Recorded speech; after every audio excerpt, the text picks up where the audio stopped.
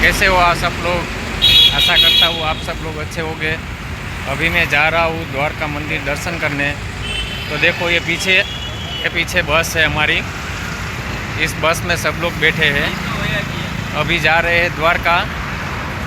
कितने बजे? अभी 11:15 बजे है। 11:15 बजे हम निकले द्वारका। सुबह 5 बजे हम द्वारका मिलेंगे। आपको द्वारका बाद में दर्शन कराता हूँ।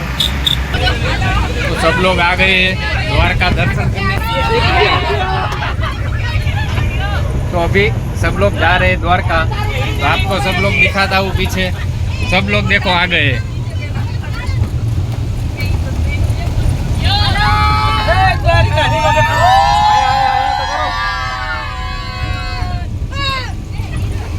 सब लोग जा रहे हैं द्वारका। तो मिलते हैं बाद में, आपको द्वारका दर्शन करा दूँगी। जय द्वारकाधीश।